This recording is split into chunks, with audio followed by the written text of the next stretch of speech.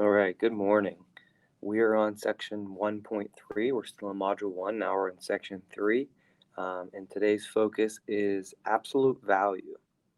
Now, the definition for absolute value is the absolute value of a number is the number's distance from 0 on a number line. For example, the absolute value of -3 is 3 because -3 is 3 units or spaces away from 0. The absolute value of -3 is written with -3, and we put those two lines around it, which I'm doing in red here. Because absolute value represents a distance or how far away it is from 0, it's always non-negative. Or we could also say it's always positive. Absolute value is always a positive number. It is never negative. Okay, so I have my example A. It says the absolute value of -7. So I'm going to go down and I'm going to use a number line down here. A number line can always help me. And we want to see the absolute value of -7, which is how far -7 is from 0. Well, if I counted the units or spaces, it'd be 1, 2, 3, 4, 5, 6, 7. So the answer is +7. And remember, absolute value is never negative, even if it's a negative number to start with.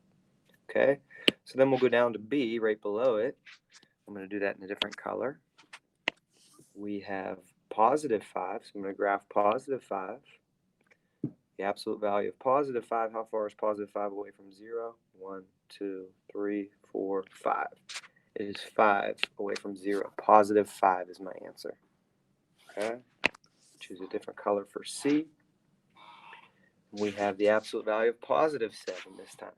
So I'm going to graph +7. And +7 is 1, 2, 3, 4, 5, 6, 7 units away from 0. So the answer is +7. For D, I'm going to graph -2. How far is -2 from 0?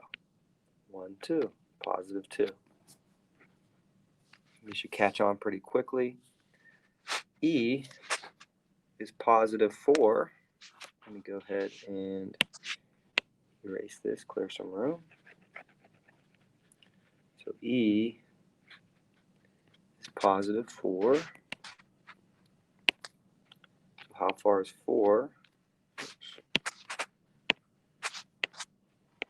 How far is 4 away from 0? 1, 2, 3, 4. +4. And then I have -4. I'm going to graph that as well in blue. How far is -4 away from 0? 1, 2, 3, 4.